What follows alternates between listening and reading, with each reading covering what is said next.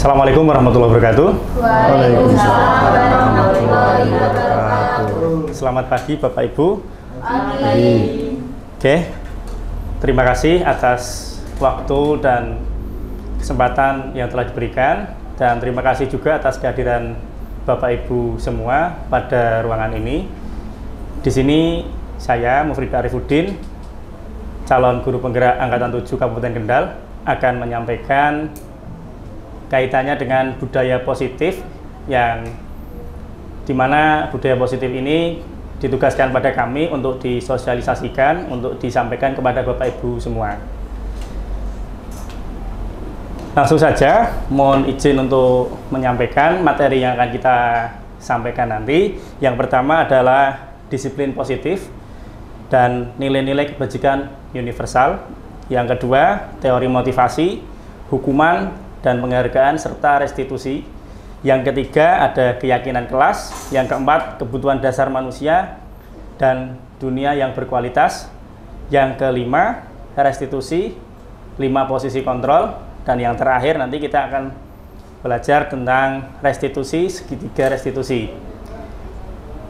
Kita bahas satu persatu ya Bapak Ibu. Mohon izin untuk berdiri. Yang pertama nanti kita akan membahas disiplin positif dan nilai-nilai kebajikan universal. Nah, untuk agar kita paham, di sini saya sebutkan ada teori kontrol dari Dr. William Glasser. Yang pertama ada ilusi, guru mengontrol murid.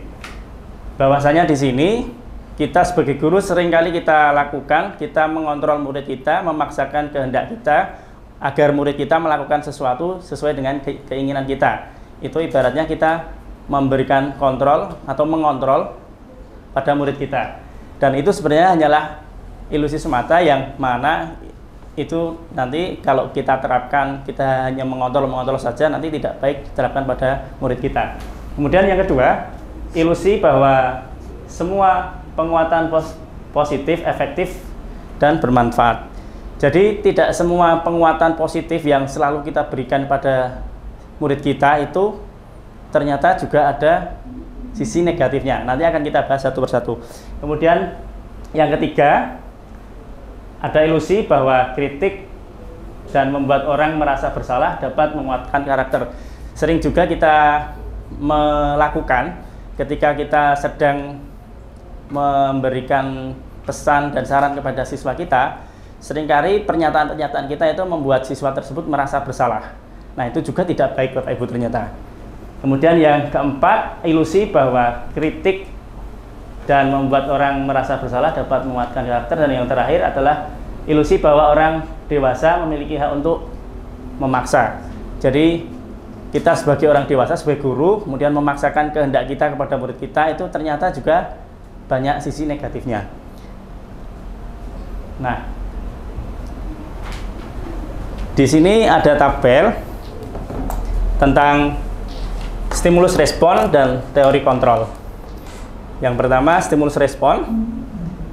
Realitas atau kebutuhan kita itu menyatakan bahwa realitas atau kebutuhan kita sama. Di dalam teori kontrol itu, realitas kebutuhan kita itu berbeda ternyata. Kemudian, semua orang melihat hal yang sama. Ternyata yang dilihat siswa, yang kita ajarkan kepada siswa itu, penangkapan mereka yang didapat oleh mereka itu berbeda-beda. Jadi setiap orang itu memiliki gambaran yang berbeda-beda Bapak Ibu. Kemudian yang ketiga, kita mencoba mengubah orang agar berpandangan sama dengan kita. Jadi seringkali kita itu membuat murid kita agar persepsinya itu sama dengan kita. Sedangkan di dalam teori kontrol itu kita berusaha memahami bahwa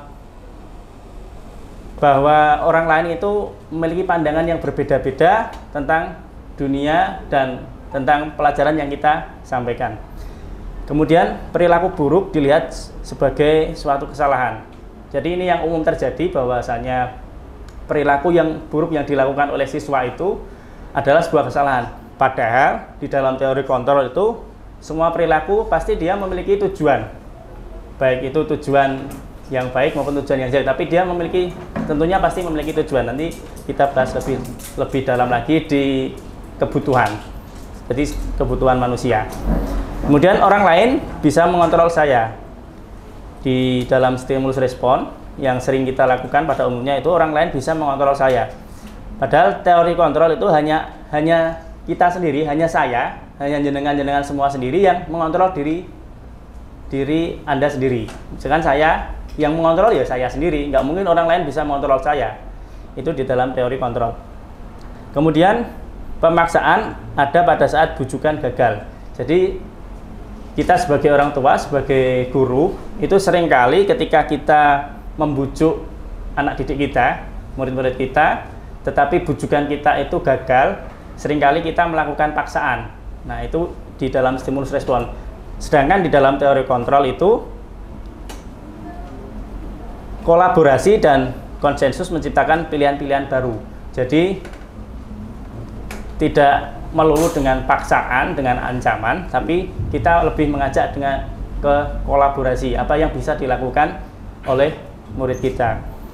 Kemudian metode berpikir menang dan kalah. Jadi di dalam stimulus respon itu sering terjadi ketika di dalam sebuah kompetisi atau di dalam sebuah kelas itu mesti ada yang kalah, ada yang menang, ada yang kalah, ada yang ranking 1, ada yang pintar, ada yang bodoh. Padahal di dalam teori kontrol itu model berpikirnya menang dan menang, tidak ada yang kalah. Jadi semua siswa memiliki bakat, memiliki kelebihan diri masing-masing di masing-masing bakat mereka. Saya lanjutkan. Kita masuk ke makna disiplin ya. Ketika Bapak Ibu guru semua mendengar kata disiplin, pasti di dalam benaknya akan muncul pikiran, nek disiplin itu ya harus tertib, harus teratur, patuh, dan taat pada peraturan. Kemudian kalau melanggar akan diberikan hukuman. Itu kalau kita berbicara dengan disiplin. Misalkan penerapan disiplin menggunakan sepatu, seragam, itu pasti arahnya seperti itu. Jadi lebih ke arah peraturan. Sedangkan makna disiplin di sini yang akan kita bahas nanti adalah disiplin itu ibarat kita belajar cara mengontrol diri kita untuk mencapai agar kita bisa bertanggung jawab terhadap apa yang kita lakukan. Jadi disiplin itu bukan muncul dari luar, bukan karena dipaksa, karena perintah, melainkan disiplin itu harus muncul dari dalam diri kita sendiri, internal. Makanya kita bahas di sini nanti. Disiplin itu adalah disiplin yang muncul atau kesadaran yang muncul untuk mengontrol diri kita sendiri pada yang kita tanamkan pada siswa.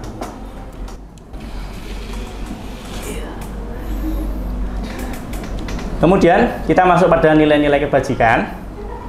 Kita tadi sudah paham ya yang dimaksud disiplin yang mana, bukan pada tata tertib, peraturan, dan lain sebagainya, hukuman, melainkan disiplin tadi adalah bagaimana kita belajar mengontrol diri kita agar kita bisa bertanggung jawab terhadap apa yang kita lakukan. Nah, pasti kita melakukan sesuatu, kita melakukan disiplin itu punya tujuan mulia. Tujuan mulia, tujuan yang baik, pasti juga memiliki prinsip-prinsip yang baik, prinsip-prinsip yang mulia. Nah, prinsip-prinsip tersebut yang dinamakan kebajikan universal, yaitu nilai-nilai kebajikan yang disepakati bersama, lepas dari suku, bangsa, agama, bahasa, maupun latar belakang. Yang kedua adalah teori motivasi, hukuman, dan penghargaan, juga restitusi. Kita mungkin sudah sering mendengar ya tentang motivasi, hukuman, dan penghargaan. Tapi bagi saya yang kemarin mengikuti pelatihan atau mengikuti pembelajaran di program guru penggerak di modul 1.4 itu saya baru tahu ada namanya istilah restitusi. Mungkin Bapak Ibu sudah ada yang pernah mendengar, kalau bagi saya itu hal yang baru. Mari kita bahas. Yang pertama ada 3 motivasi perilaku manusia. Jadi bacanya dari bawah Bapak Ibu. Jadi perilaku manusia itu didasari dari 3 ini. Yang pertama, melakukan sesuatu itu pasti ada motivasinya. Yang pertama adalah untuk menghindari ketidaknyamanan atau hukuman. Ini tingkatan yang paling dasar. Jadi murid-murid kita menaati peraturan, menaati tata tertib yang ada di sekolah itu pasti motivasinya yang pertama biar tidak dihukum Pak Iqbal gitu ya. Biar tidak dires Pak Ahdiat. Nah, itu tingkatan yang paling dasar Bapak Ibu.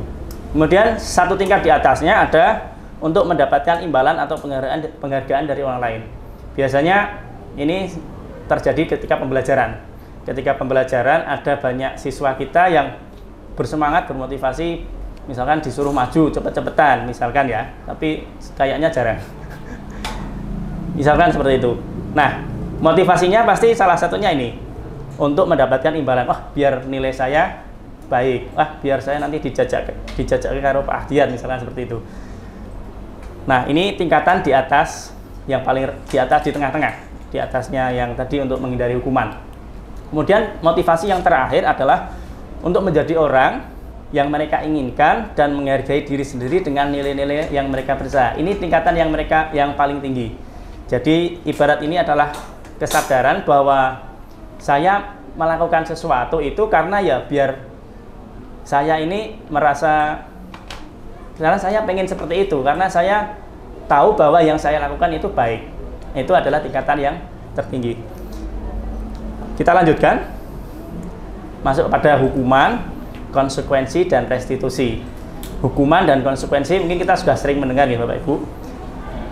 Jadi ketika murid kita, anak-anak kita menjalankan peraturan ataupun keyakinan kelas atau sekolah, tentunya pasti suatu saat dia melakukan pelanggaran, pasti melanggar. Nah, ketika siswa atau murid kita melakukan pelanggaran, nanti solusinya ada 3. Yang pertama dihukum atau hukuman, yang kedua konsekuensi, yang ketiga restitusi. Nah, ini nanti yang paling baik yang mana akan nanti kita lihat. Jadi ada pembeda atau perbedaan antara hukuman, konsekuensi, dan restitusi. Di sini ada tabel. Jadi kalau kita sering memberikan hukuman itu nanti masuknya ke identitas gagal. Kalau kita memberi konsekuensi atau restitusi itu masuknya nanti ke identitas sukses. Tapi sudah bisa diperhatikan nanti yang paling baik atau yang paling cocok digunakan adalah metode restitusi. Kita bahas yang pertama, sesuatu yang menyakitkan. Kalau kita di dalam hukuman, kalau kita memberikan hukuman, pasti itu menyakitkan bagi siswa. Itu pasti. Kemudian kalau konsekuensi itu harus terjadi. Jadi seolah-olah kalau konsekuensi itu berarti kalau saya tidak makan, konsekuensinya lapar. Itu konsekuensi. Tapi kalau hukuman, saya sudah kenyang tapi dipaksa makan. Kalau nggak mau makan tak jewer. Misalkan kita pada anak kita, itu masuknya hukuman.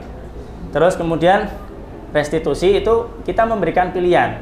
Kalau konsekuensi kan siswa nggak punya pilihan. Kalau restitusi itu kita memberikan pilihan kepada siswa. Kemudian kalau hukuman itu sifatnya tidak nyaman dan biasanya jangka waktunya panjang. Kalau konsekuensi juga tidak nyaman, tapi jangka waktunya pendek karena sudah sesuai dengan kesepakatan. Kemudian restitusi menguatkan untuk murid dalam jangka waktu panjang. Jadi antara menghukum dan menguatkan, jadi memberikan penguatan itu otomatis berbeda sekali. Nah, ini yang sering kita lakukan. Kita sering kali memberikan penghargaan kepada siswa kita, kepada anak kita, padahal belum tentu penghargaan itu berdampak positif. Ternyata, ini saya juga baru tahu Bapak Ibu, ternyata kita sering memberikan penghargaan itu punya dampak negatif. Dampak negatifnya apa? Ketika kita sering memberikan penghargaan, itu nanti siswa atau murid-murid kita akan melakukan sesuatu atau melakukan hal yang ingin kita lakukan kalau ada penghargaan. Ketika tidak ada penghargaan, jadi kesadaran di dalam dirinya sendiri tadi, disiplin yang muncul dari dalam dirinya itu tidak ada. Lebih banyak disiplinnya itu muncul dari luar. Jadi, yo saya mau pakai sepatu kalau saya diberi penghargaan. Saya mau maju ke depan kalau saya diberi penghargaan. Jadinya seperti itu. Itu dampak negatifnya. Maka yang paling baik apa? Ya, ada kalanya kita memberikan penghargaan, ada kalanya kita memberikan restitusi. Jadi seimbang. Kemudian yang dipentingkan atau yang diutamakan adalah menimbulkan tadi belajar mengontrol dirinya sendiri untuk melakukan tujuan yang baik. Kita masuk pada materi ketiga, yaitu keyakinan kelas. Nah, kok keyakinan sih? Kalau kita dengar gitu ya, kok keyakinan sih kok enggak yang lain? Kok keyakinan itu kan nanti masuknya dalam kehidupan beragama gitu, tidak ya. Terus nanti kita muncul pertanyaan, kenapa keyakinan kelas? Mengapa tidak peraturan kelas? Tidak peraturan kelas? Nah, nanti akan terjawab dengan Bapak Ibu menjawab pertanyaan ini. Jadi saya memberi pertanyaan, mengapa kita memiliki peraturan tentang penggunaan helm pada saat mengendarai kendaraan roda 2? Pasti jawabannya biar selamat, biar sehat, biar selamat gitu ya. Kemudian yang kedua, mengapa kita memiliki peraturan tentang penggunaan masker dan mencuci tangan setiap saat? Intinya biar tidak terserang penyakit dan biar sehat. Nah, keyakinan itu adalah hal tersebut. Itu contohnya keyakinan. Kalau ini namanya, kalau peraturan itu berarti hal apa? Kalimatnya itu konkret, menggunakan helm itu peraturan. Tapi kalau keyakinan, selamat, biar selamat. Padahal kalau pengen selamat kan nggak harus pakai helm. Kita naik angkot bisa juga sebagai alternatif biar kita selamat, biar kita tidak kecelakaan. Kita naik angkutan umum dan lain sebagainya itu. Nah, itu yang membedakan. Misalkan yang kedua, pertanyaan kedua, peraturannya adalah mencuci tangan dan mengenakan masker. Itu peraturan. Tapi kalau keyakinan, biar sehat dan tetap terjaga kesehatannya. Padahal ketika kita menerapkan keyakinan, itu langkah yang ditempuh untuk mencapai sehat itu tidak hanya kita menggunakan masker dan mencuci tangan. Bisa juga kita tidak keluar rumah. Bisa juga kita selalu menjaga kebersihan, mandi dan lain sebagainya. Itu perbedaannya antara peraturan dengan keyakinan. Kemudian contoh ya, ini ada beberapa contoh keyakinan kelas. Yang pertama, setiap anggota kelas perlu belajar. Belajarnya itu kan caranya kan macam-macam ya. Kemudian setiap anggota kelas perlu senang. Jadi nanti Bapak Ibu diharapkan setelah sosialisasi ini nanti di kelas nanti membuat keyakinan kelas dengan para murid. Jadi nanti murid dibuat keyakinan kelas, entah itu dibuat poster atau dibuat tulisan-tulisan di dinding agar memotivasi mereka. Contoh lagi yang keyakinan kelas 7 ini ada hormat. Keyakinannya hormat. Terus prakarsanya, kalimatnya berupa kami meyakini bahwa saat sangat penting untuk menghormati semua orang dan barang milik orang lain. Itu contoh keyakinan kelas. Nanti Bapak Ibu kita bisa lanjutkan di lain waktu ya, saya lanjutkan. Kemudian implementasinya, contoh yang tadi ya hormat ya.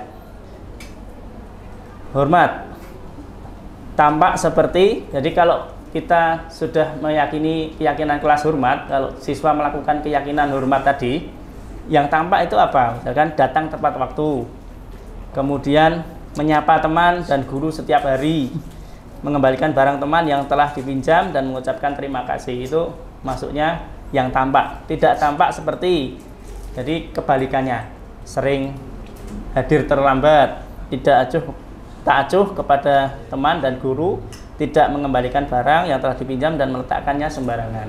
Kebalikannya. Jadi itu nanti yang jadi actionnya.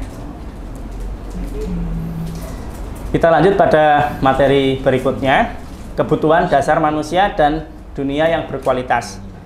Nah, ada 5 kebutuhan dasar manusia. Yang pertama adalah kebutuhan untuk bertahan hidup. Kebutuhan ini, bertahan hidup ini, kebutuhan untuk survive ini ada pada diri manusia. Tentunya ketika kita terancam bahaya, ketika kita tidak punya uang, tidak punya makanan, ternyata dalam diri kita akan bagaimana caranya, kita mencari cara bagaimana caranya agar kita bisa makan, bagaimana caranya kita agar bisa minum, itu pasti. Nah, itu nanti kita bahas cara yang dilakukan siswa tersebut itu nanti baik, negatif, buruk, atau cara yang dilakukan baik atau cara yang dilakukan itu buruk.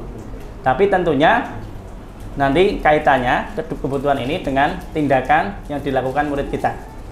Murid itu melakukan sesuatu itu misalkan buruk, itu pasti dia punya tujuan, pasti dia punya kenapa dia melakukan seperti itu, pasti nanti kebutuhannya apa dia, pasti ada. Kemudian yang kedua adalah kebutuhan penguasaan. Penguasaan ini berarti pengen dihormati, pengen dihargai, seperti itu.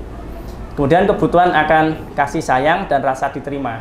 Kebutuhan akan diakui bahwa dia ada, kebutuhan untuk disayangi bahwa dia teman kita dan sebagainya, itu termasuk kebutuhan dasar.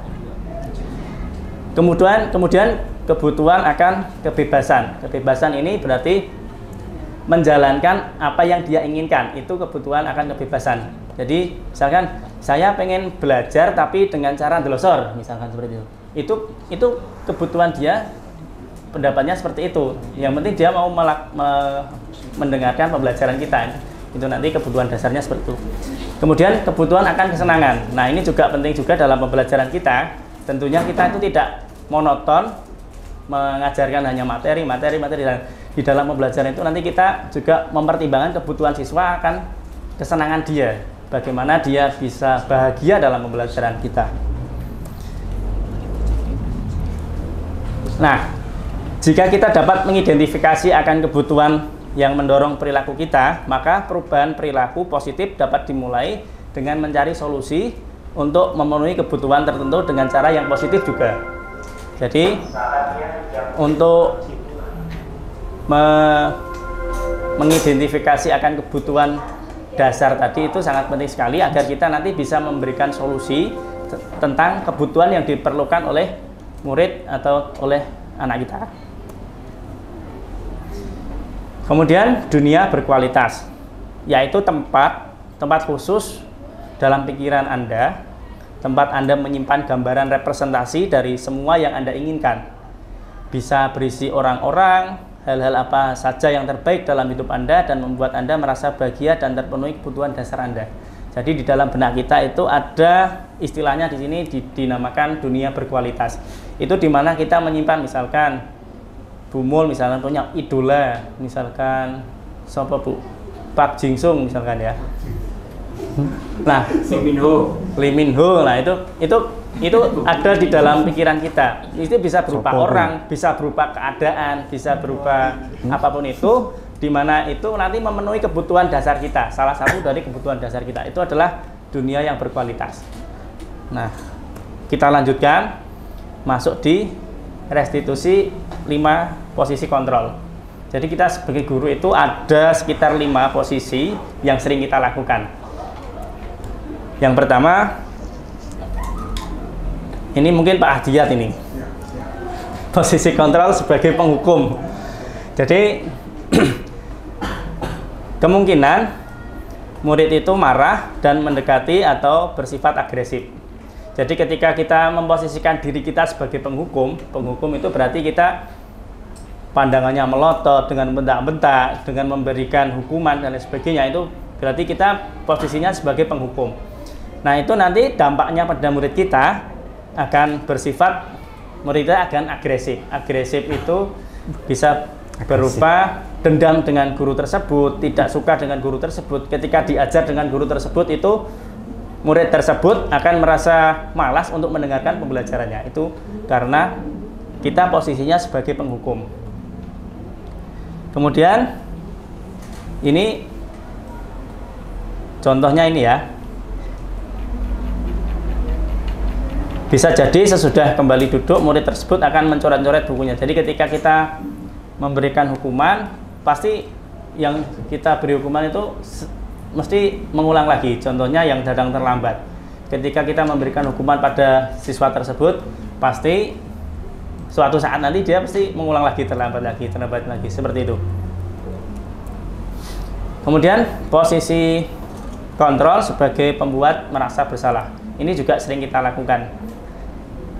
Contohnya gini, ketika kita sedang menegur murid kita, kemudian kita mengarahkan pembicaraan kita agar murid kita merasa bersalah. Misalkan saya dalam pembelajaran PJOK, ketika siswa memperlakukan peralatan yang, karena dalam keyakinan kelas kita peralatan yang dibawa untuk pembelajaran itu harus dijaga, kemudian nanti harus dikembalikan ke posisinya. Nah, ketika ada alat yang tertinggal tidak dibawa masuk ke dalam gudang olahraga lagi, kemudian saya memarahi dengan cara, ayo yang bertanggung jawab membawa alat ini siapa? Kemudian ada anak yang memberanikan diri menyampaikan, saya Pak. Nah, ini kalau hilang bagaimana? Nanti kalau kita tidak punya peralatan, siapa yang salah? Siapa yang bertanggung jawab? Nah, itu contoh perkataan atau kalimat yang membuat kalau kita posisinya berada di pembuat merasa bersalah. Nanti ketika kita melakukan itu, anak-anak akan merasa bersalah. Nah, itu juga dampaknya tidak baik. Karena ini malah bisa jadi lebih buruk karena emosinya, kalau hukuman tadi kan emosinya langsung dikeluarkan, misalkan tidak terima itu langsung dikeluarkan. Tapi kalau kita membuat murid itu merasa bersalah, nanti perasaannya, emosinya akan terpendam di dalam. Jadi tidak langsung dikeluarkan, terpendam. Kemudian kalau kita sering seperti itu, maka akan menumpuk. Ketika sudah menumpuk lah, itu hal-hal misalkan untuk menyakiti diri sendiri, kemudian dia terpuruk merasa bersalah, itu akan meluap-luap sehingga dampaknya malah tidak baik. Kemudian posisi yang selanjutnya adalah posisi teman. Nah, kita kadangkala antara kita seorang guru kepada murid kita, seringkali kita memposisikan diri kita sebagai teman mereka. Baik, tetapi ada dampak negatifnya. Murid akan merasa senang dan akrab dengan guru. Itu sudah tentu, karena kita anggap aja ketika bertemu, halo bro, nah seperti itu kan merasa tidak ada sekat di antara murid dan guru. Tetapi itu dampak positifnya, tapi ada sisi negatifnya. Murid tersebut akan tergantung pada guru tersebut. Bila ada masalah, dia akan merasa bisa mengandalkan guru tersebut untuk membantunya. Akibat lain dari posisi teman hanya akan membuat sesuatu bila yang menyuruh adalah guru tersebut, dan belum tentu berlaku sama dengan guru yang lain. Jadi misalkan sudah merasa berteman dengan Pak Rifki, ketika dia punya masalah yang dicari ya Pak Rifki. Tapi kalau dengan guru yang lain tidak merasa seperti itu, nah itu yang tidak baik. Kemudian posisi selanjutnya adalah posisi pemantau. Di sini dampaknya murid akan memahami konsekuensi yang harus dijalankan karena telah melanggar salah satu peraturan sekolah. Guru tidak menunjukkan suatu emosi yang berlebihan, menjadi marah atau membuat merasa bersalah. Murid tetap dibuat tidak nyaman, yaitu dengan harus tinggal kelas pada waktu jam istirahat dan mengerjakan tugas. Contohnya seperti itu. Jadi misalkan kalau ini hubungannya dengan konsekuensi. Jadi kalau kita menerapkan konsekuensi kepada murid kita, itu kita posisinya sebagai pemantau. Itu baik dilakukan, tetapi juga ada dampak negatifnya. Karena siswa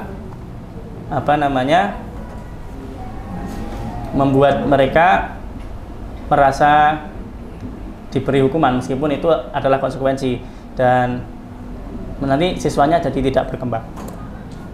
Kemudian posisi yang selanjutnya adalah posisi manajer. Ini adalah posisi yang terbaik yang bisa dilakukan kepada murid kita. Pada posisi manajer, maka suara guru sebaiknya tulus. Jadi ketika kita berkomunikasi dengan siswa itu suaranya sebaiknya tulus. Kemudian tidak perlu marah, tidak perlu meninggalkan suara, apalagi menunjuk-nunjuk jari kepada murid kita. Kemudian malang kerik bahasa Jawanya ya, bercacak pinggang atau bersikap seolah-olah menyesal, tampak sedih sekali akan perbuatan murid ataupun bersenda gurau. Jadi posisinya tidak di antara keempat posisi tadi. Kemudian guru akan mengembalikan tanggung jawab pada murid untuk mencari jalan keluar permasalahannya, tentu dengan bimbingan guru. Jadi kalau kita posisinya sebagai manajer itu kita mengarahkan murid kita, misalkan mengalami permasalahan, misalkan sedang bertengkar antara satu murid dengan murid yang satunya. Nah, kita sebagai guru yang posisinya sebagai manajer, kita akan membantu menyelesaikan masalah antara dua murid tersebut, tetapi cara teknis dan lain sebagainya itu yang mencari solusi adalah mereka sendiri. Kita hanya membimbing dan mengarahkan. Kemudian segitiga restitusi. Segitiga restitusi ini adalah cara yang dilakukan agar kita bisa menyelesaikan permasalahan siswa, agar siswa tersebut membangun karakternya. Di sini langkah-langkahnya, segitiganya seperti ini. Yang pertama adalah menstabilkan identitas. Menstabilkan identitas ini mengubah identitas murid atau anak dari orang yang gagal karena melakukan kesalahan menjadi orang yang sukses.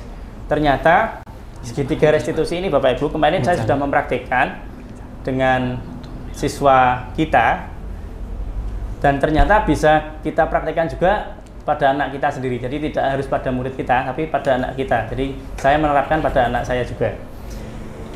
Yang pertama tadi adalah menstabilkan identitas. Nah, contohnya kalimatnya adalah, "Nak, berbuat salah itu tidak apa-apa, itu wajar. Saya manusia juga pernah salah." Itu contoh menstabilkan identitas. Jadi ngereh-reh cara Jawa nggih. Tidak ada manusia yang sempurna, contohnya seperti itu. Saya tidak pernah melakukan kesalahan, saya juga pernah melakukan kesalahan seperti itu. Itu contohnya menstabilkan identitas. Agar dia tidak merasa bersalah, tidak bisa merasa bersalah terlalu mendalam. Nah, itu tujuannya. Kemudian langkah yang kedua, setelah kita menstabilkan identitas siswa, ketika ada siswa yang bermasalah atau siswa yang melanggar peraturan, melanggar keyakinan kelas, tadi setelah menstabilkan, langkah selanjutnya adalah validasi tindakan yang salah. Yaitu seorang guru yang memahami teori kontrol pasti akan berpikir proaktif yang mengenali tujuan dari setiap tindakan. Nah, maksudnya di sini adalah misalkan si Joko ya, murid kita namanya Joko misalkan. Dia melanggar sebuah keyakinan kelas kita, di mana keyakinannya adalah disiplin. Disiplin contohnya dia tidak datang tepat waktu, datangnya telat. Nah, kenapa dia datangnya telat? Pasti dia punya alasan, pasti dia punya tujuan. Itu yang harus kita gali. Bukan kita soroti adalah wes telat. Bukan telatnya itu, tapi penyebabnya, tujuannya. Misalkan ada siswa yang sering tawuran, misalkan seperti itu. Itu juga pasti dia punya tujuan tertentu. Apa tujuannya? Nah, kalau kita mau menggali tujuannya, nanti kita dasarnya tadi 5 kebutuhan dasar manusia tadi. Nanti kembali ke 5 dasar kebutuhan. Nah, contohnya di sini adalah contoh kalimatnya, padahal kamu bisa melakukan yang lebih buruk dari ini ya. Jadi sebenarnya misalkan ada yang bertengkar, marah-marah, gebrak meja. Nah, itu berarti kan kita untuk menanyakannya, kalau kita menggali lebih dalam lagi, sebenarnya kalau dia mau, dia bisa menempeleng temannya, tidak menebrak meja. Kemudian kamu pasti punya alasan mengapa melakukan hal itu. Pasti siswa tersebut punya alasan. Terus kamu patut bangga pada dirimu sendiri karena kamu telah melindungi sesuatu yang penting buatmu. Contohnya kalau kemarin itu di dalam kasus temannya nyontek, kemudian emosi, gebrak meja. Contohnya seperti itu. Nah, itu berarti kan gebraknya dia kan punya alasan. Alasannya itu lumayan baik juga karena dia karena bahwa menyontek itu salah. Kamu jangan menyontek saya. Tetapi cara yang dilakukan dengan cara menggebrak meja itu yang kurang tepat. Kemudian langkah yang terakhir adalah menanyakan keyakinan. Keyakinan di sini tadi keyakinan kelas ya, yang tadi ada peraturan, ada yang kita sudah bahas, ada peraturan, ada keyakinan. Nah, ketika identitas sukses telah dicapai, langkah 1, dan tingkah laku yang salah telah divalidasi, langkah 2, maka anak akan siap untuk dihubungkan dengan nilai-nilai yang dia percaya dan berpindah menjadi orang yang dia inginkan. Contohnya di sini, apa yang kita percaya sebagai kelas atau keluarga. Misalkan tadi bertengkar ya, berarti keyakinan kelas apa? Kita harus saling menghormati, kita harus rukun, kita harus senang dan sebagainya. Itu keyakinan kelasnya. Berarti siswa itu ditanya mana yang dilanggar keyakinannya. Kemudian apa nilai-nilai umum yang telah kita sepakati, itu contohnya. Apa bayangan kita tentang kelas yang ideal? Kamu jadi orang yang seperti apa? Itu keyakinan. Contoh-contoh kita menanyakan keyakinan kelas. Kemudian saya ada video contoh praktek segitiga restitusi Bapak Ibu. Sebentar, saya bukakan.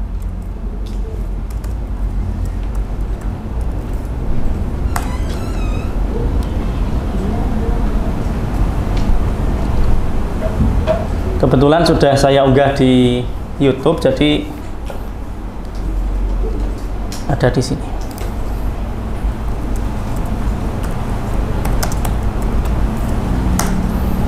Mungkin nanti Bapak Ibu juga bisa menontonnya secara mandiri di channel saya, Coretan Guru. Sambil promosi ya Bapak Ibu. Di sini contohnya, sebentar. Nah ini.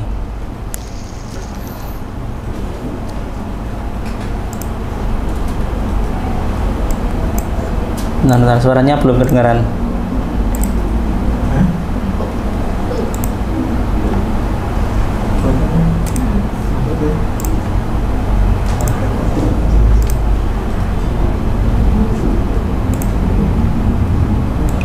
Restitusi pada Timur. Iya Pak. Nah, kenapa Anda kok bisa terburu-buru, itu kenapa? Iya Pak, karena semalam itu. Saya ulang. Sebelum itu, Pak Cantika berangkat sekolah. Jadi kasusnya ini ada seorang siswi yang tidak mengikuti pembelajaran PJOK dan dia lupa tidak membawa baju renang karena tergesa-gesa. Kasusnya saat pembelajaran. Saya meminta maaf Pak karena kemarin saya tidak mengikuti pembelajaran renang. Oh ya, namamu Cantika ya, kelas 11 DPP 3 ya. Saya maafkan, tapi sebelum itu Bapak mau tanya, kenapa kemarin Anda tidak mengikuti pembelajaran saya? Iya Pak, karena pas berangkat sekolah niku terburu-buru Pak, jadi lupa nggak bawa baju renang. Terburu-buru ya? Iya. Saya juga sering terburu-buru karena di rumah juga ada anak kecil, berangkat sekolah sudah terburu-buru, hampir telat juga saya sering. Nah, kenapa Anda kok bisa terburu-buru, itu kenapa? Iya Pak, karena semalam niku aku bergadang, terus lupa nggak masang alarm, jadi kesiangan Pak. Nah itu bergadang, pasti chat dengan cowoknya ya. Ya kamu bersyukur, kamu sudah punya cowok, dulu saya jomblo. Kasihan Pak. Iya. Terus kamu sudah tahu kesalahanmu ya, sudah tahu penyebabnya juga. Kira-kira saya kan dulu sudah pernah menyampaikan keyakinan kelas kita, kesepakatan kelas kita. Kira-kira kesepakatan yang mana yang kamu langgar yuk? Mungkin saya tidak aktif Pak dan disiplin. Tidak disiplin. Nah, sudah tahu bahwa kamu tidak disiplin. Terus solusinya bagaimana biar besok kamu berangkatnya tidak terburu-buru, biar kamu tidak kelupaan membawa baju renang, sehingga dalam pembelajaran saya ke depannya kamu bisa mengikuti dengan baik. Apa kira-kira solusinya? Ya mungkin saya tidak akan bergadang lagi dan menyiapkan perlengkapan buat besoknya itu di malam harinya Pak, jadi langsung pagi bangun tidur langsung berangkat sekolah. Ya, kamu sudah baik, sudah meminta maaf dengan kesadaranmu sendiri, sudah mau menemui Bapak, saya maafkan dan minta tolong besok ketika kamu tidak bawa atau kamu kelupaan, yang penting kamu ngabari Bapak, Pak mohon izin, nanti Bapak kan bisa di absennya kan biar tahu, sehingga tahunya Cantika nakal, tapi sebenarnya Cantika kan sebelumnya lagi, gitu ya. Iya, Pak. Dan sekarang silahkan boleh kembali ke kelas. Kelas 11 DPP 3 setelah. Nah, di situ Bapak Ibu saya cukupkan paparan dari saya, dan mohon maaf apabila dalam penyampaian terjadi banyak kekurangan dan kata-kata saya yang kurang berkenan. Terima kasih atas perhatiannya. Assalamualaikum warahmatullahi wabarakatuh. Waalaikumsalam. Dan untuk sesi berikutnya saya berikan kesempatan kepada Bapak Ibu guru untuk menyampaikan pertanyaan atau ada hal yang mau ditanyakan kepada saya kaitannya dengan budaya positif yang telah saya sampaikan. Monggo. Saya Pak Muf. Monggo Bu Mul.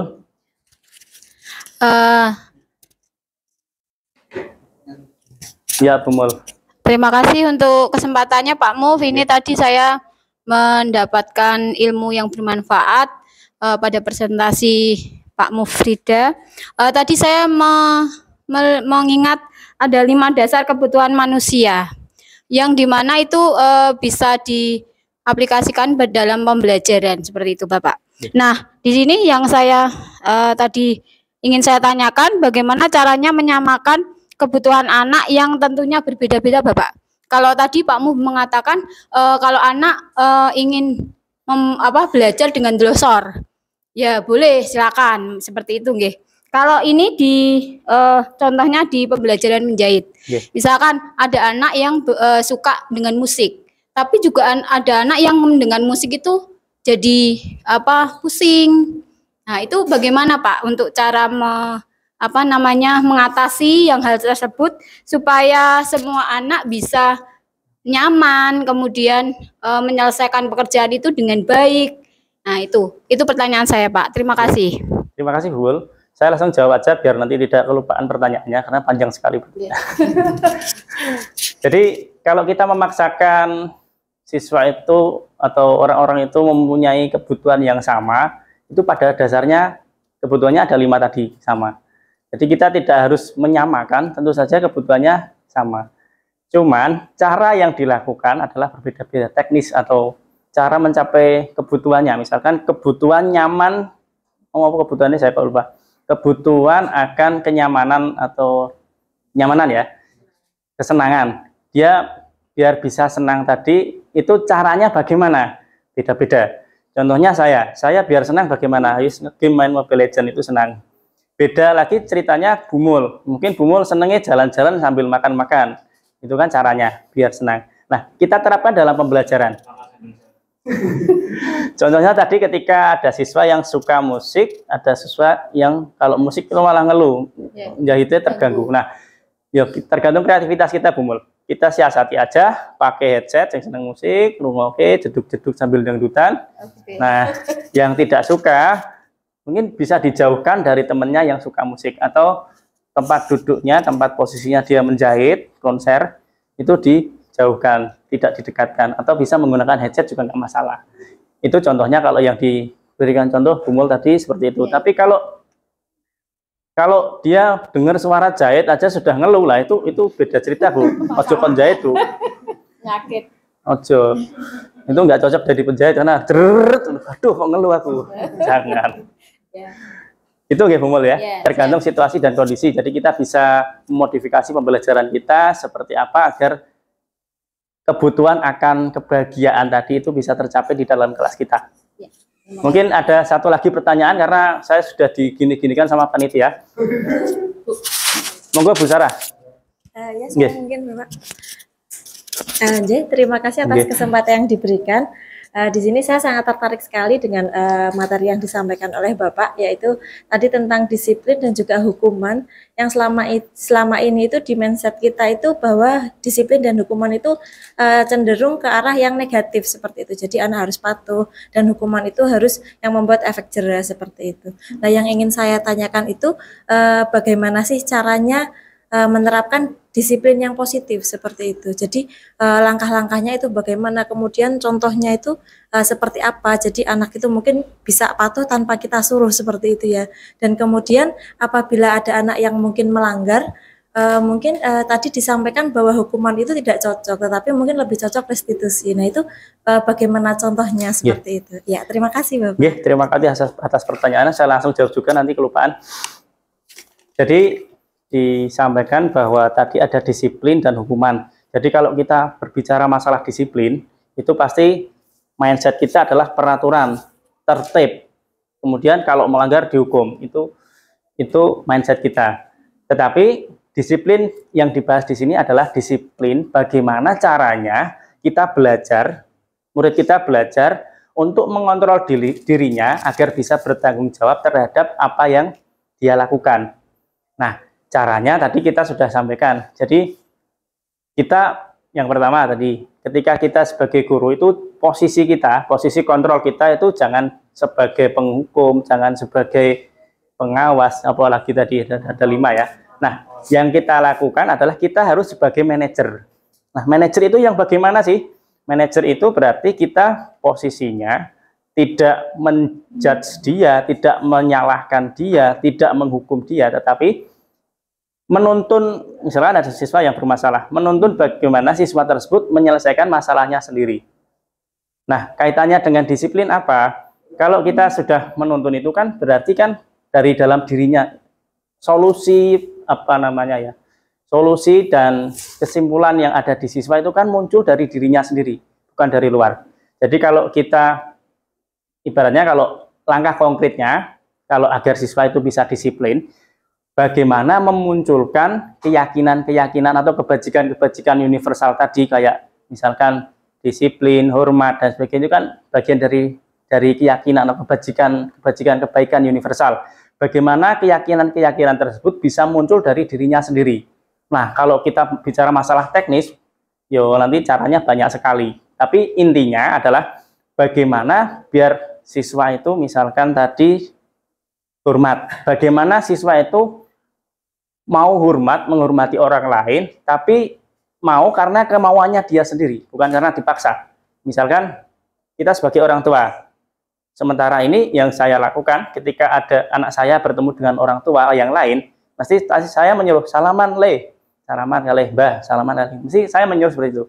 Nah itu kan berarti kebiasaan itu dilakukan oleh anak saya karena dia mengikuti perintah saya. Jadi kontrol saya sebagai penghukum atau pengawas, bukan karena kemauannya dia sendiri. Mungkin awal-awal bolehlah kita menginstruksikan kita sebagai pengontrol, kita mengontrol anak kita salaman.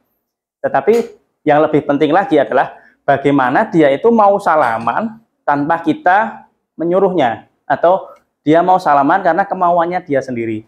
Nah itu langkah-langkahnya itu nanti tergantung situasi dan kondisi, banyak sekali, tergantung masalahnya seperti apa. Kemudian untuk yang terakhir tadi adalah segitiga restitusi, itu adalah langkah-langkah untuk menyelesaikan masalah. Jadi ketika ada siswa yang melanggar sebuah keyakinan kelas, itu tidak langsung kita marahi, oh kamu lagi telat, mungkin Pak Abdiat, telat terus bola balik yang 5. Tidak seperti itu, tapi kita stabilkan dulu identitasnya, bahwasanya kita reh, ya wis rak popo telat. Dulu Bapak juga seperti itu, sering bolos, sering munggah pager misalnya seperti itu. Tetapi kemudian nanti kita arahkan agar dari sikap itu, sikap yang memperbolehkan salah tadi, kita arahkan sedikit demi sedikit menjadi, kita pertanyakan, lah kayak gitu bener apa salah. Nah itu nanti agar dia mau berpikir, oh itu salah. Terus kamu yang mau dilakukan apa? Lah itu kita tidak menyuruh besok kamu datang pagi dan tidak, tapi nanti dia sendiri yang muncul ide, sehingga disiplin itu adalah muncul dari dalam dirinya sendiri, tidak dipengaruhi dari eksternal. Gitu Bu. Terima kasih Bu. Mungkin cukup itu karena sudah ada nomor antrian di belakang, ada yang sudah mengantri. Jadi mohon maaf sekali karena tidak bisa memberikan kesempatan yang luas kepada Bapak Ibu semua untuk bertanya, dan saya juga mohon maaf sekali kalau dalam penyampaian ada kekurangan, dan sampai jumpa lain waktu. Assalamualaikum warahmatullahi wabarakatuh. Waalaikumsalam warahmatullahi wabarakatuh.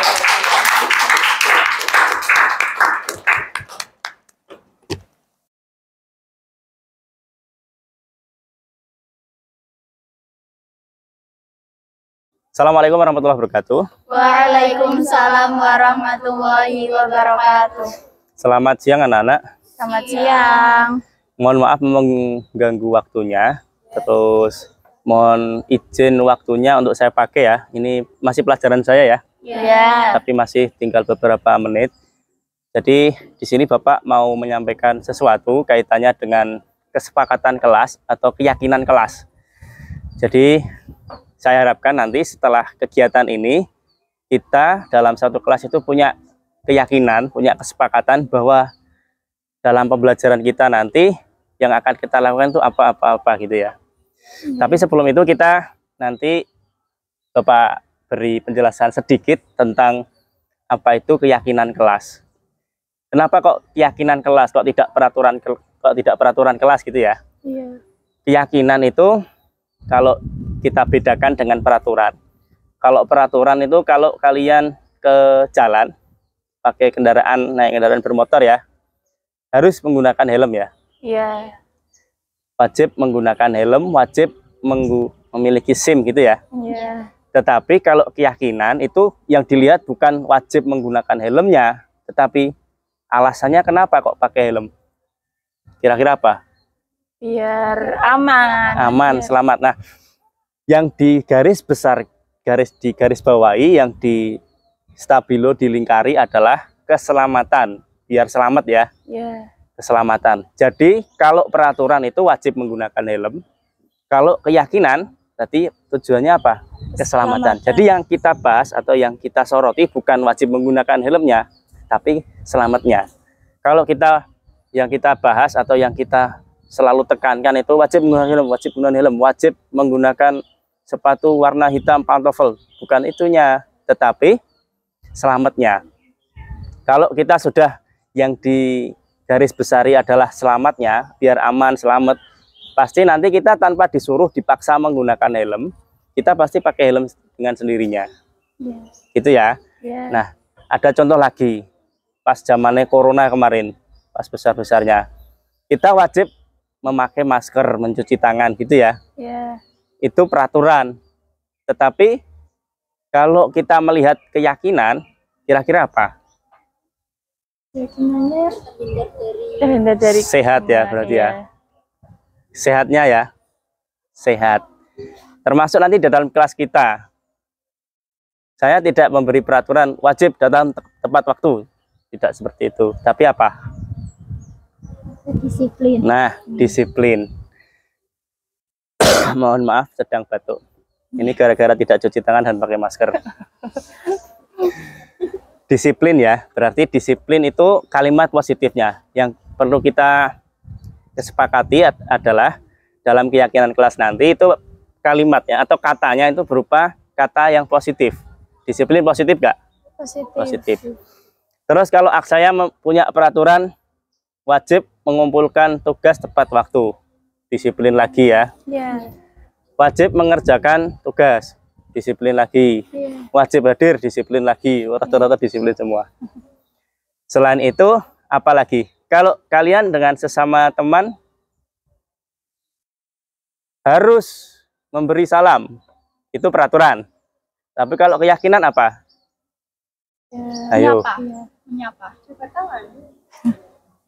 Akrab. Menyapa itu kata kerja. Ayo, bahasa Indonesia. Kata sifat yang positif. Santun. Santun. Ada pendapat lain. Akrab. Yang lebih umum lagi apa? Hormat. Jadi dengan sesama teman kita harus menghormati. Itu peraturannya. Nah, kalau dibuat keyakinan kita berarti hormat. Hormat itu tindakannya berupa apa biasanya? Tidak mengejek, tidak membuli. Terus kalau ada temannya yang susah nggak punya uang diutangi. Tidak malah diketawahi, syukur ada duit gitu ya. Bukan ya. Tetapi ketika misalkan pinjem apa neng kelas apa biasanya? Pulpen, pinjem pensil, ya dikembalikan ke orangnya sesuai tempatnya dan tidak berkurang gitu ya. Ya kurang tapi sedikit gitu ya. Terus itu keyakinan. Kira-kira ada apa lagi pendapat kalian? Keyakinan dari kelas kita yang harus kita sepakati bersama. Selain tadi wes siji disiplin, 2 hormat, 3 sehat. Sehat itu kan enggak baik dulu. Ya bolehlah sehat. Berarti nek sehat di kelas harus apa? Menjaga kebersihan. Tindakannya. Oh, Piket, ya, piket rajin, membuka jendela, wah, menghapus papan tulis, masih usum papan tulis, Iya, Mengepel. masih. mengepel terus, masuk nggak apa-apa, sehat, terus apa lagi ayo? Cuci tangan. Itu kan tindakannya. Setiap keyakinan yang lain, bendang rampung. Keyakinan yang lain. Selain mau wes piro? Disiplin, hormat, sehat, terus Bahagia. ini penting, kita wajib bahagia di sekolah, di kelas ya. Bahagia itu berarti kita harus selalu senyum di depan. Ya kan mingkem terus senyum lagi, mingkem senyum lagi gitu ya. Jadi kita harus bahagia juga. Nah, kalau jadi keyakinan berarti kata sifatnya adalah bahagia. Wis sing dieling-eling bahagia, selamat, sehat, apa meneh mau? Disiplin, hormat. Jadi jangan yang dieling-eling, wah aku harus mengumpulkan tugas, tidak, tetapi disiplinnya yang dieling-eling, disiplin gitu ya. Mau bahagia dengan siapa saja wajib menyapa dengan senyuman. Selamat pagi, selamat siang gitu ya. Nggak apa-apa bahagia. Terus kalau ada yang sedih wajib bahagia, biar diputus pacare Nah, kok gitu. harus bahagia. Karena sudah di kelas ya harus bahagia gitu ya. Terutama di kelas saya. Gurunya galak, aku kudu bahagia. Ono Bu Elisa galak, ya kudu bahagia Ada takut guyu-guyu. tapi. Gitu ya. Terus selain itu apalagi kira-kira? Senang bahagia kan? Dulure. Ada pendapat lain? Pomel, Amel, kayaknya meh di pendapat. Amel ki nek panggilannya siapa? Amel. Nek Pak Bagus kok nggak manggilnya Bobby. Itu ceritanya piye, Mel? Oh, itu bagian dari bahagia ya, Mel ya. Ya, sangria ngono ya. Iya, ya Pak. Selain itu apa ada apa lagi? Jujur. Bolehlah jujur. Jujur berarti kalau di dalam pembelajaran harus apa? Tindakannya. Tidak menyontek. Nek lagi asesmen apa kayak jenenge? Asesmen yang bareng-bareng itu loh apa? Sumatif ya. Iya. Lagi asesmen sumatif, HP-ne nganggo apa? CBT apa ngono kayak jenenge. Tidak boleh diakali, terus biar bisa split screen gitu ya. Biar bisa WA-an. Berarti harus jujur ya. Iya. Jujur di sini dalam segala hal, nggak semata-mata dalam pembelajaran. Ketika kalian jajan, di atas ada jajan yang ambil sendiri, bayar sendiri. Oke. Nah, itu kantin kejujuran. Berarti kalian harus jujur juga di situ. Tidak boleh korupsi, apalagi ambil makanan tidak bayar. Wis bayar kurang wae dosa meneh ra bayar ya. Selain jujur apalagi ayo?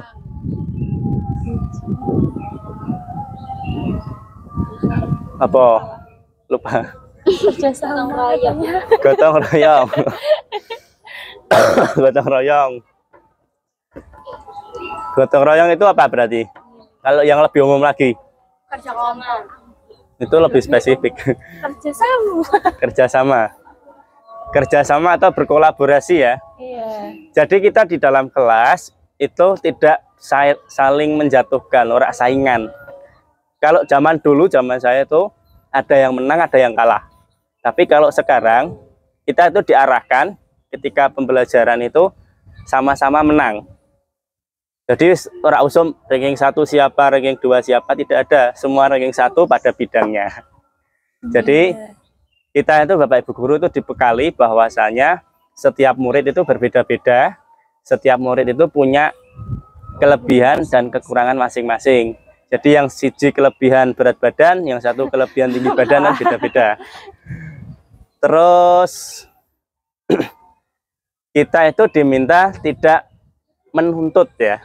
Jadi biyen itu awal itu pas pendidikan itu kita itu menuntun, kita guru itu menuntun, bukan menuntut. Nah, menuntut itu kan berarti kamu harus kerjakan ini, kamu harus bisa ini, kamu harus. Kalau menuntut itu diajari pelan-pelan bagaimana caranya ini, bagaimana itu menuntun ya. Nah, kalau sekarang berkolaborasi berarti kita kalau ada teman kita yang merasa kurang di suatu pelajaran, di dalam pembelajaran apa gitu, berarti kita harus apa? Membantu menjelaskan, mengajari. Misalkan si Amel dia lebih unggul di bidang apa, Mel? Lari. Yuk, kamu Amel bisa memotivasi teman-temannya yang tidak bisa lari, tidak bisa sepak bola. Gitu ya. Terus nah, itu tadi sebagian kecil dari kesepakatan atau keyakinan kelas kita. Nah, yang perlu dilakukan kalian apa? Ditanamkan dalam diri kita bahwasanya tadi apa keyakinannya? Ada disiplin, hormat, jujur, sehat, senang, bahagia, apa meneh? Selamat, sentosa. Nah, itu yang ditanamkan, bukan saya ditunggoni Pak Ahdiat, saya wajib hadir tepat waktu, tidak itunya, tapi tujuannya apa? Biar kalian disuruh hadir tepat waktu. Ya disiplin Tadi ya, biar ketika sudah tepat waktu kita persiapan di kelas itu lebih siap, tidak tergesa-gesa, sehingga di dalam pembelajaran itu kita nyaman, aman, tentram, sentosa, tidak kemerungsung atine. Gitu ya. Kemudian itu sebagian kecil ya. Nah, itu yang perlu ditanamkan. Terus ada istilahnya disiplin positif. Disiplin positif itu kita melakukan sesuatu itu karena kemauan kita. Jadi kemarin ada teori kontrol. Jadi Bapak Ibu guru tidak bisa mengontrol, memaksa kalian, tetapi kalian diminta untuk disiplin. Disiplin di sini disiplin positif. Disiplin positif itu apa? Kita melakukan sesuatu itu berarti kita harus bertanggung jawab terhadap apa yang kita lakukan. Misalnya, siapa ketua kelasnya? Intan. Misal Intan melakukan sesuatu, contohnya sing melanggar apa Intan? Biasanya Intan Tidak memakai ciput. Tidak memakai ciput, itu aturan ya? Iya. Nah, itu yang perlu dirubah esok ning sekolahan. Jadi ada aturan di sekolah harus memakai ciput. Ciput itu apa? Ini Pak. Oh, kerudung yang bagian dalam yang rangkepan kudung itu ya. Iya, rangkepan kudung. Dan nek sing ra kudungan ya kon nggo ciput. Ya enggak. Jadi wajib memakai ciput. Misalkan si Amel tidak memakai ciput. Siapa mau ketua kelas ini? Intan kok lali aku. Misalkan Intan tidak pakai ciput, dilalah pas tidak pakai itu karena Intan itu lupa. Nah, pasti kalau di Bapak Ibu guru kalau siapa sing biasanya ning ngarepan Pak Ahdiat, Pak Iqbal. Iya, Pak Iqbal. Pak Iqbal mesti tanya, kenapa nggak pakai ciput gitu ya? Iya. Terus kamu jawab, saya lupa. Terus Pak Ahdiat biasanya ngomong piye? Iya, kok bisa lupa? Kok bisa lupa besok lagi? Nah, yang benar itu nggak seperti itu. Tapi gini, kenapa kok nggak pakai ciput? Lupa Pak. Kenapa lupa? Kan ditanya seperti itu. Biasanya nek lupa kenapa? Tergesa-gesa toh? Iya. Karena tergesa-gesa. Terus besok biar tidak tergesa-gesa lagi bagaimana? Bangunnya lebih pagi. Bangunnya lebih pagi lah. Jadi kita menanggapi sebuah masalah itu seperti itu ya. Yang punya solusi kalian sendiri. Terus kalau kalian sudah tahu bahwa itu salah, besok kamu harus bagaimana? Saya harus bangun pagi. Saya harus lebih pagi lagi lah. Caranya piye? Macam-macam. Saya minta digebyur sama ibu misalkan. Saya pasang alarm 3 Pak, kanan kiri depan bawah misalnya. Saya tidur di luar Pak biar kedinginan misalnya seperti itu. Kan macam-macam caranya. Nah, itu yang punya solusi kalian sendiri. Nah, Bapak Ibu yang menangani permasalahan itu hanya mengapa, bagaimana. Nah, seperti itu. Tidak kamu harus pakai ciput, tidak. Besok tidak boleh lupa lagi. Ora iso, jenenge manusia mesti lali. Nah, biar meminimalisir lupanya itu bagaimana tadi? Biar tidak tergesa-gesa, dicari akar penyebabnya, itu ya. Nah, disiplin positif itu adalah disiplin yang muncul dari kemauan kamu sendiri. Jadi kamu mau memakai ciput karena saya pengen pakai ciput. Karena kamu pengen pakai, karena nggak pakai, oh kok aku kurang ayu ya, misalnya seperti itu. Saya mau pakai aja, itu disiplin positif. Contoh lagi saya pakai helm, karena saya nggak sekolah ya. Saya pakai helm itu bukan karena aturan. Siji karena panas. Dua, kalau muka kena angin itu biasanya matanya itu kelilipan, rocoh dan sebagainya. Tadi ya. Karena kemauan saya sendiri, karena tidak dipaksa oleh Pak Polisi. Itu. Nah, itu yang dimaksud disiplin positif. Kalian bangun pagi, datang berangkat sekolah pagi-pagi, jangan karena terpaksa, karena dipaksa Pak Ahdiat, karena dipaksa Pak Iqbal, tidak. Tapi diusahakan itu muncul dari dalam dirinya sendiri, karena saya ingin menjadi orang yang disiplin. Karena saya ingin siap menerima pembelajaran yang pertama dengan fresh, dengan tidak tergesa-gesa. Lah itu alasan yang bisa kalian buat dengan pemikiran kalian sendiri. Itu ya. Sekarang saya beri kesempatan bertanya. Silahkan. Kalau ada yang mau disampaikan atau tidak sesuai yang disampaikan, coba. Rasa digawe-gawe acting biasa.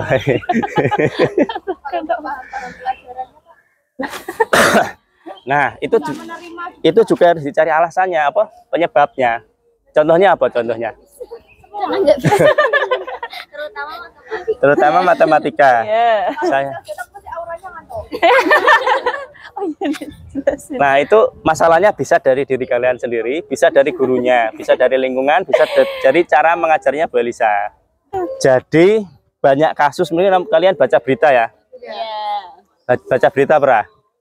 Berita Korea, infotainment. Ponorogo, gerobokan. Nah, itu yang masuk berita, yang nggak masuk.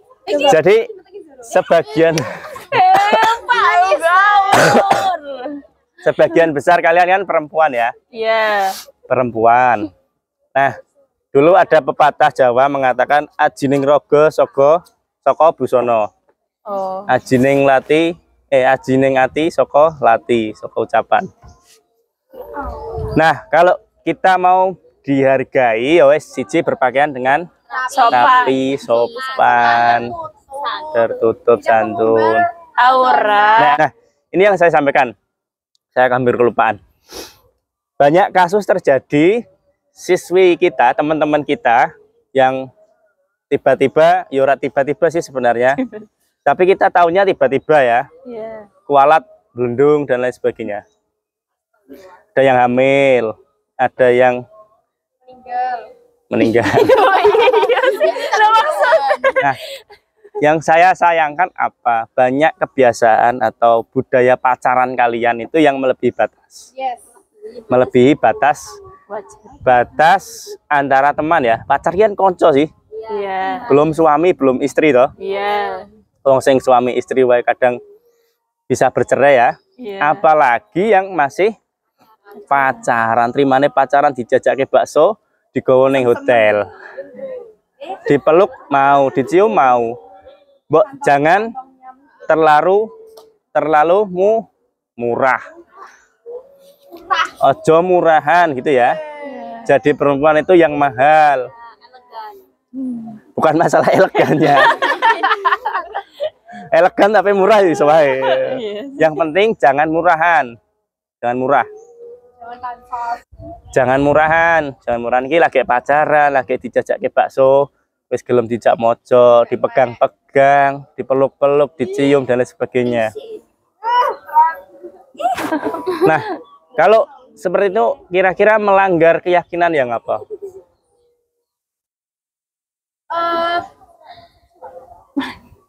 Moral ya. Misalkan kamu pacaran, ono sing pacar? Banyak. Lagi sing kudu yang harus diwanti-wanti sing duwe pacar iki. Hati-hati ya. Cah lanang iki ketone apik tapi asline elek. Lah. Maksud saya jangan mudah percaya dengan laki-laki wes. Enggak kok. Jangan mudah percaya, jangan mudah dibohongi. Ngomongnya wah aku akan setia selamanya pret gitu ya.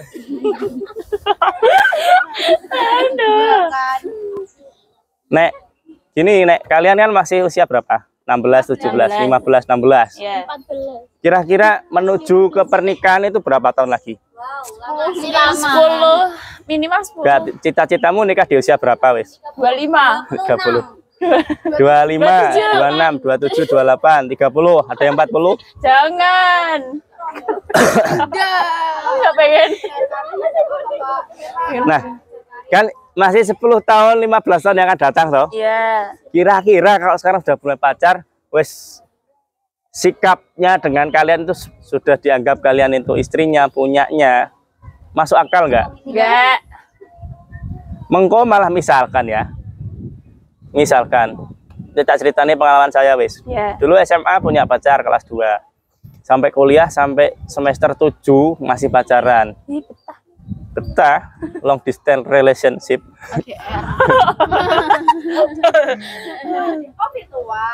Enggak, itu adik kelas saya SMA.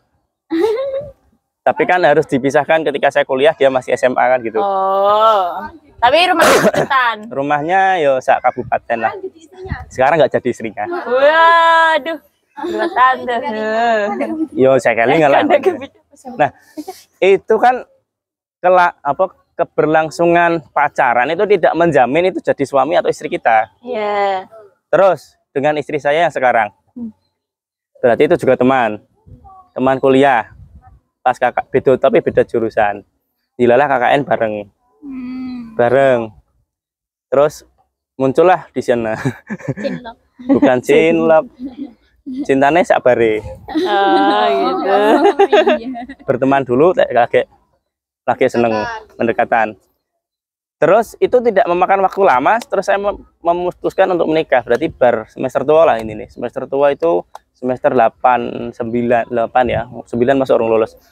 Semester 8 menyatakan seneng. Terus kemudian setelah kuliah 2005, setahun berarti. Pacarannya 2 tahun. Langsung nikah. Jadi lamanya kalian berteman, lamanya kalian menjalin hubungan dengan seseorang itu tidak menjamin kalian akan jadi istrinya lah. Jadi istri atau jadi suami itu belum tentu juga nanti sampai mati. Kasih mikir kok aku nek kesengsem karo murite misalkan, kesengsem karo koncone meneh misal, kan itu bisa juga terjadi. Mungkin saya meninggal lebih dulu dan sebagainya kan bisa juga terjadi. Makanya kalian terimane lagi pacaran, lagi dijajak ke bakso, durung ditukoke omah, durung tukoke mobil iki wis jual mahal aja gitu ya. Ya. Terus hati-hati kalau menjalin hubungan, sikap moralnya tadi ya, moralnya yang ditanamkan. Kalau gini kira-kira di dalam hukum asusila, hukum sosial baik apa tidak? Tidak. Misalkan kalau pacaran berduaan, berpelukan dan sebagainya baik apa tidak? Tidak. Dalam ajaran agama juga diajari toh. Ya. Agama apapun mesti zina itu haram, tidak boleh. Mendekati wes nih Islam, mendekati saja, mendekati itu berarti mencoba-coba, mendekati berarti kegiatan yang mendekati perzinahan. Berduaan, misalkan aku dengan kamu berduaan di sana, itu kan mendekati, nggak boleh ya. Itu ya, karena sudah panjang dan lebar, sekarang sudah jam 12 lebih. Jadi kalau ada yang mau ditanyakan ayo. Tadi Anissa bilang kalau teman nggak apa-apa gitu berduaan. Tapi kan gimana Pak? Kalau teman tok berduaan. Laki perempuan. Gimana? Tapi kamu tekannya baikku. Kan di keramaian tapi duduknya berdua gitu loh. Tapi teman kembalikan lagi di dalam hati nuranimu, bener apa salah ngono wis. Karena hati nurani jangan pakai logika. Hati nuranimu ini pasti berkata jujur. kamu maling ya, kamu kepepet maling misalkan. Wah, aku kepepet pengen duwe HP iPhone misalkan. Terus ono koncone sing duwe iPhone. Itu kan karena kepepet tadi ya. Iya. Karena kepepet kepengen, tapi di dalam hati nuraninya pasti ngomong itu salah, itu salah. Pasti kayak gitu. Ya, Bro. Ora aku tekon. Nggih, nih konco. Hati nurani ini mau berkata masih benar. Salah. Ora usah tapi itu logika. Logikanya main. Jadi iya, itu logika.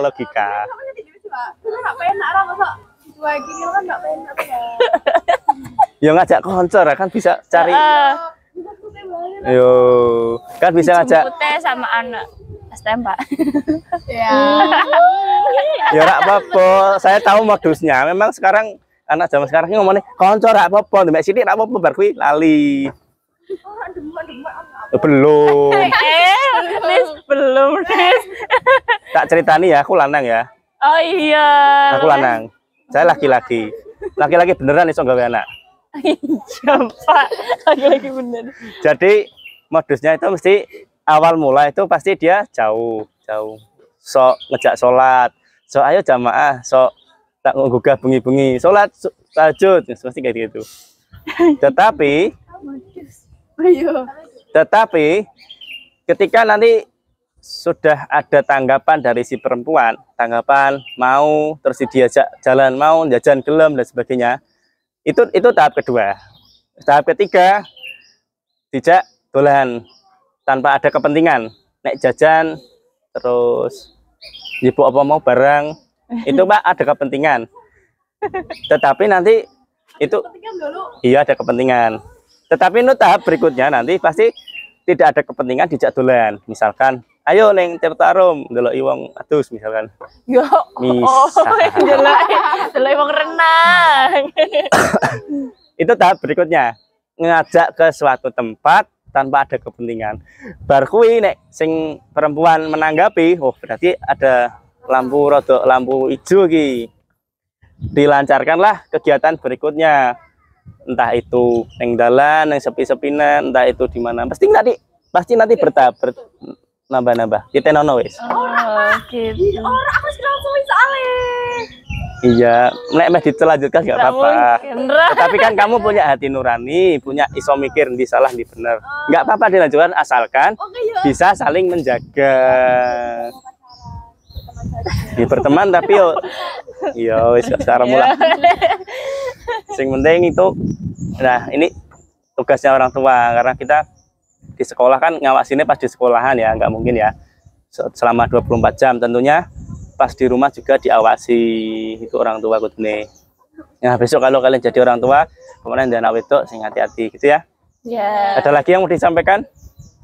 Kalau nggak ada, mari kita kembali ke kelas bersama-sama, pulang ke sekolah karena ini sekarang mula. Saya harus kembali karena ada janjian dengan Pak Umar. Oh jenguk? Enggak jenguk sih, harus do Bali kok. Itu ada pertanyaan? Minggu depan masih di pelajaran kita lagi ya, PJOK ya. Tetapi nanti materinya apa sih aku agak lupa. Kayaknya nanti kita semoga saja tidak hujan ya. Kita nanti mulai atletik lompat, lempar dulu aja wes, lempar dulu. Lari kan sudah pernah kemarin tuh. Gitu ya. Sampai jumpa minggu depan. Terima kasih atas waktunya dan mohon maaf mengganggu waktu bermain kalian. Assalamualaikum warahmatullahi wabarakatuh. Waalaikumsalam warahmatullahi wabarakatuh.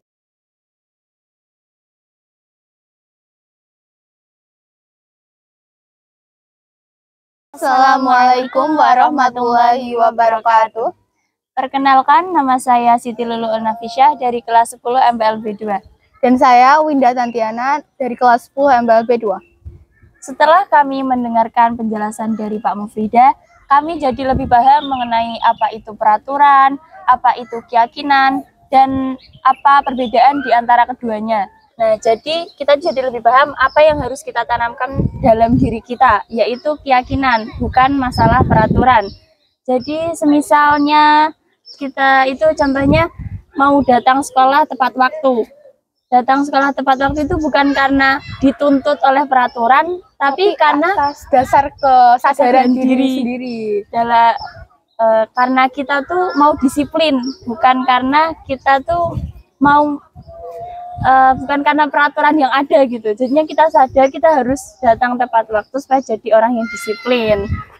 Dan juga ini juga berlaku bagi kami sebagai siswa, kan pasti ada tugas-tugas dari guru mapel, dimana kami kebanyakan berpikir bahwa tugas adalah keharusan, padahal itu adalah kewajiban seluruh siswa-siswi sebagai siswa.